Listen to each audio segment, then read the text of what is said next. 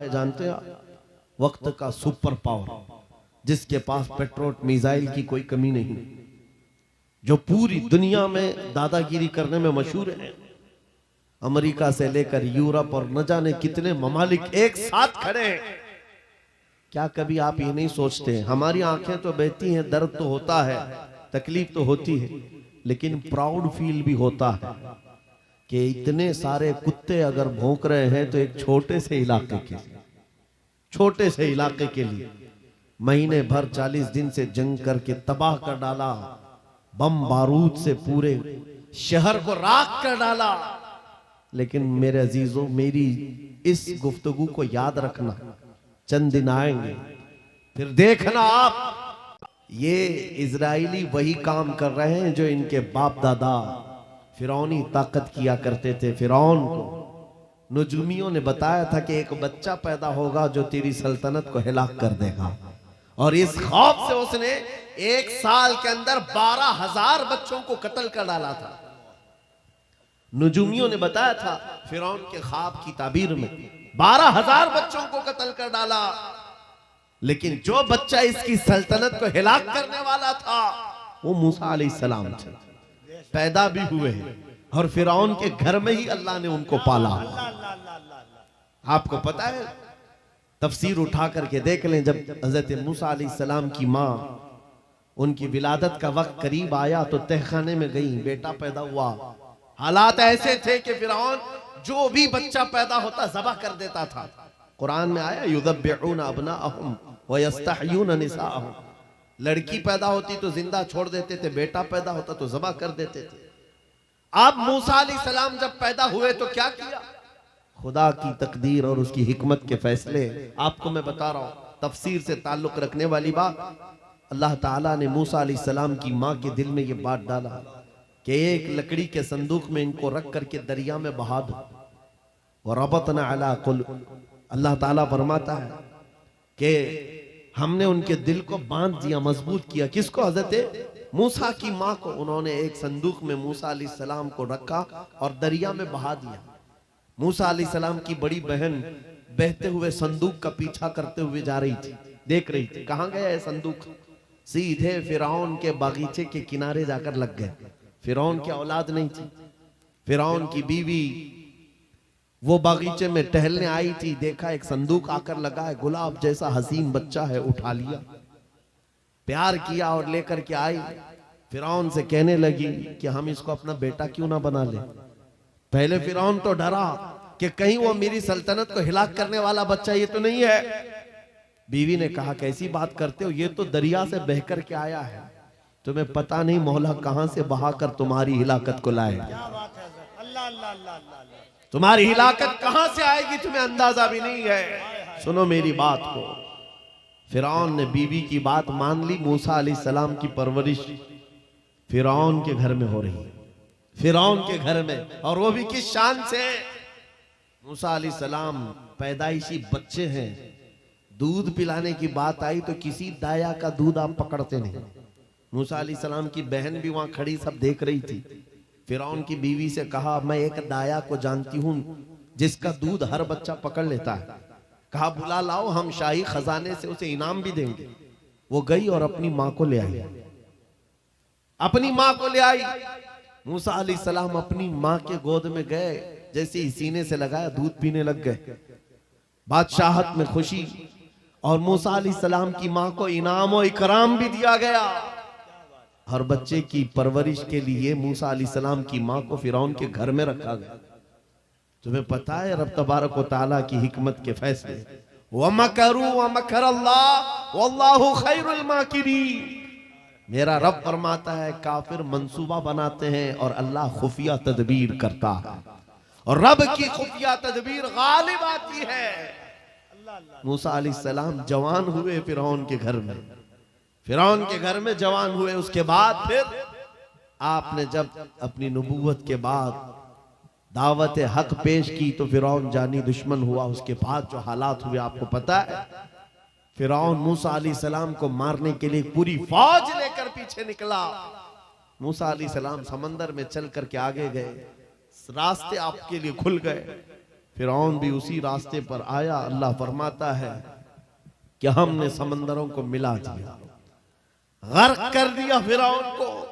एक छोटी सी तारीख में आपको बता रहा हूं, 12,000 बच्चों का कत्ल किया इस डर से कि मुझे हिलाक करने वाला बच्चा ना पैदा हो। लेकिन जो बच्चा तेरी सल्तनत को हिलाक करने वाला था वो तेरी नाक के नीचे परवरिश पा रहा था। आज इन जालिमों ने गद्दा के हजारों बच्चों को सिर्फ इसलिए मारा है कि ये बड़े होकर के मुजाहिद ना बन जाए, ये बड़े होकर के हमें आंख दिखाने वाले ना बन जाए। और बाज़ाब्ता स्टेटमेंट में ये कहते भी हैं इन बच्चों को कत्ल करने से हमें कोई खौफ नहीं, कोई आपत्ति नहीं है, कोई तकलीफ नहीं है, इसलिए कि बड़े होकर के ये हमें आंख दिखाने वाले बनेंगे। ये डर तुम्हारा बता रहा है कई हजार बच्चों को भी तुम कत्ल कर लो, लेकिन तुम अल्लाह की उस हिकमत से गाफिल हो। जालिमो, वो अनकरीब पैदा होगा जिसको दुनिया सलाहुद्दीन कहती है, वो अनकरीब होगा। मेरे अजीजों, आज के नौजवानों से मैं ये कहता हूं, तुम्हारे दौर में भी ये डरा सहमा हुआ जो माहौल है लोग बनाने की कोशिश कर रहे हैं, अभी देखना और हालात खराब किए जाएंगे। हमारी हुकूमत आएगी तो मस्जिदों को तोड़ डालेंगे, मदरसों को तोड़ डालेंगे। इन जालिमों को लगता है तुम्हारे सारे बिल्डोजर में ही ताकत है। सिर्फ ताकत इसी का नाम है। राज मिल जाए, तख्त मिल जाए, उस वक्त कुछ लोगों के ऊपर जुल्म करना आसान है, जिस तरह चंगेज ने भी किया, हलाकू ने भी किया, बड़े बड़े जालिमों ने किया है, और उनका हशर भी तुम्हें मालूम होना चाहिए। इंशाअल्लाह वो वक्त आएगा जब खसो खाशात की तरह तुम बहा दिए जाओगे, अखबारों में तुम्हारा नाम तक ना होगा। और अगर कुछ बाकी रहेगा तो क्या रहेगा? न घबराओ मुसलमानों, अभी खुदा की शान बाकी है, अभी इस्लाम जिंदा है, कुरान बाकी है। ये जालिम काफिर क्या समझते हैं जो रोज हमसे उलझते हैं? अरे अभी करबला का आखिरी मैदान बाकी है। नारे तकबीर, नारे रिसालत, मुहाफिज़े नामूसे रिसालत, मसलके आला हजरत। नौजवानों, इस यकीन के साथ और ईमान के साथ अपनी जिंदगी को आगे बढ़ाओ। खुदारा मैं तुमसे कहता हूं, अगले दिनों के बाद जब तुम्हारे इम्तिहान का वक्त आएगा, हर उस्ताद अपने बच्चे को इम्तिहान की तैयारी करा रहा होता है। बेटा सवालात ऐसे आएंगे, टाइम इतना होगा, स्क्वाड भी होंगे, चेक करने वाले एग्जाम हॉल में बार बार आएंगे, तुम्हें देखेंगे। उस वक्त तुम खौफ से अपने हाथ में कपकपी नहीं पैदा करना, दिल को जमाना और अपना इम्तिहान मुकम्मल करना। यह हर उस्ताद अपने बच्चों को तरकीन करता रहता है। अजीज़ान गिरामी वक़ार, इस मिंबरे नूर से मैं आपको इस बात की तलकीन करके जाता हूं, इम्तिहान की घड़ी अनकरीब आने वाली है आपके साथ भी। और जो इम्तिहान तुम्हारा होगा वो इस्तिकामत का इम्तिहान होगा, तुम्हारे ईमान पर जमे रहने का, तुम्हारे डटे रहने का इम्तिहान होगा।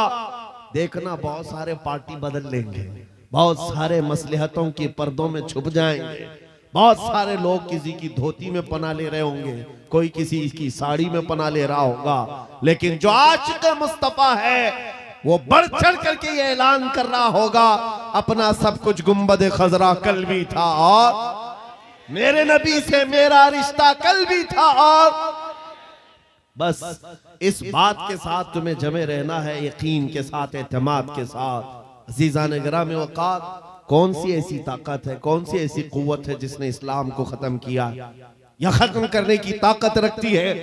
अल्लाह करीम जल्ल शानुहु खुद कुरान पाक में फरमाता है, युरीदूना लियुत्फिउ नूरल्लाहि बिअफ़वाहिहिम व यअबल्लाहु इल्ला अन युतिम्मा नूरह।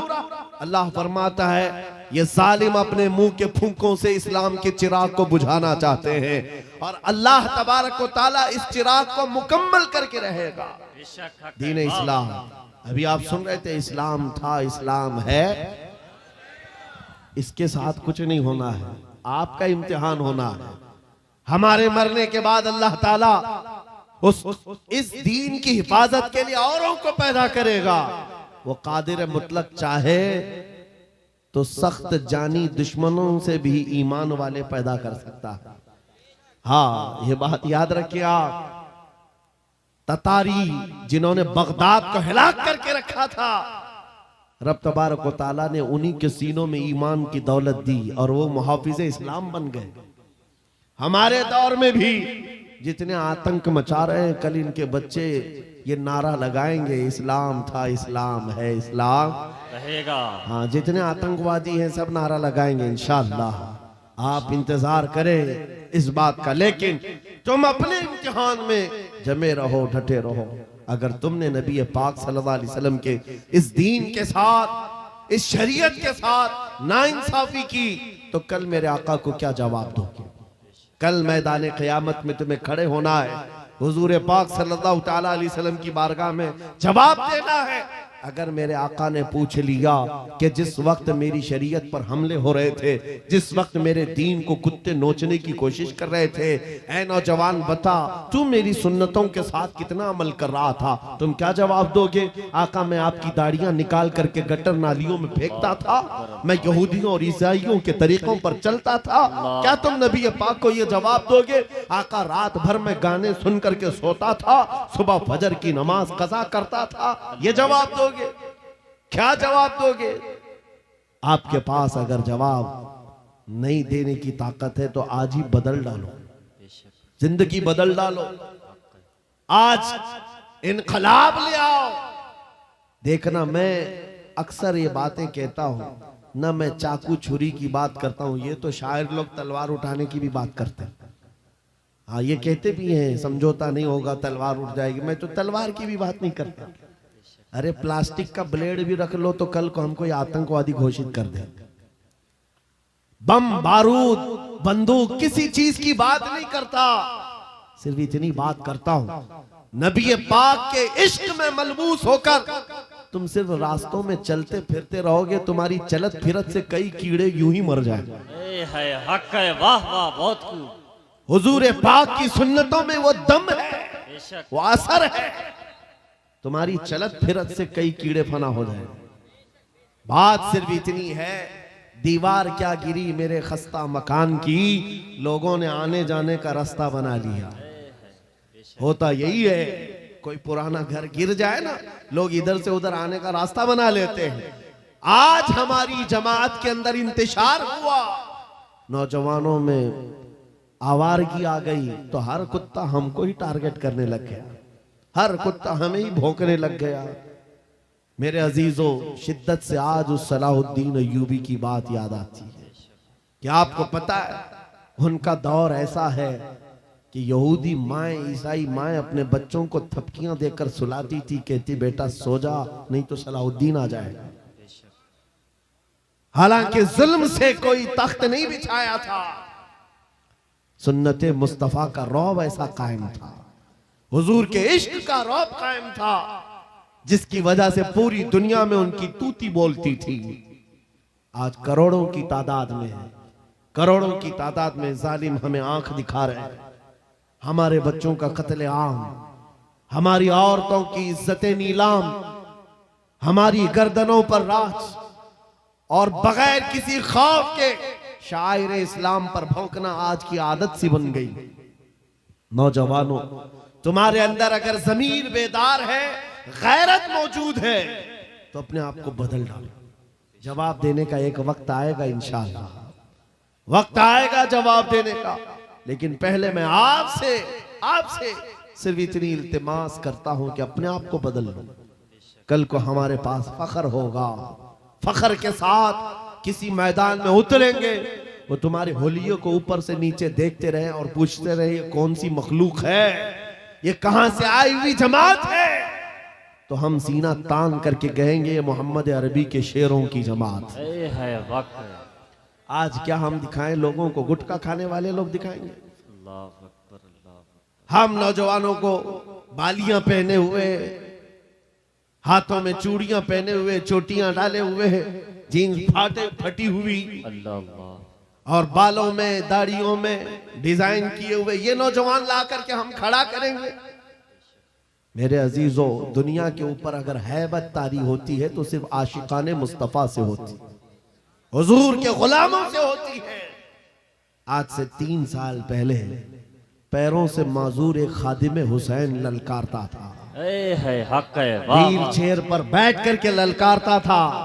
अरे सफेद दाढ़ी हो चुकी, उम्र काफी है, सफेद दाढ़ी, पैरों में माजूरी, लेकिन पूरी दुनिया में ऐसी हैबत तारी कि यूरोप की जमीन भी हिलती नजर आए।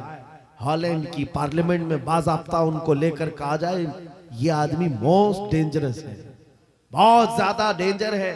हम सोचते हैं ये तो पैरों से माजूर सफेद दाढ़ी वाला व्हील चेयर पर बैठा हुआ तुम्हारे लिए कैसे डेंजर हो गया? तुम्हारे पास तो बहुत बड़े बड़े मिसाइल, एटम बम है, सब कुछ है।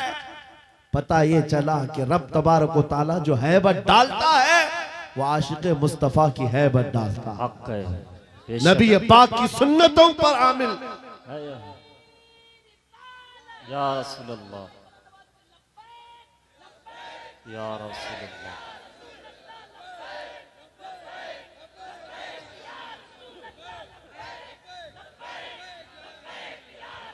सही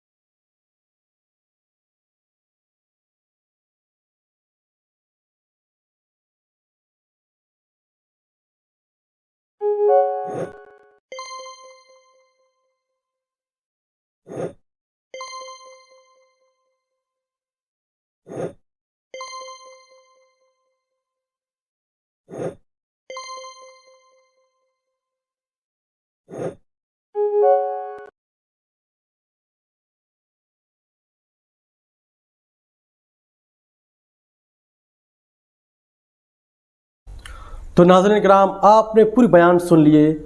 तो मुफ्ती सलमान अजीज़ साहब की इस बयान को सुन करके आपको कैसा लगा? अपनी राय को कमेंट में ज़रूर बताएं और वीडियो को ज़्यादा शेयर करें। अस्सलामु अलैकुम व रहमतुल्लाहि व बरकातुहू।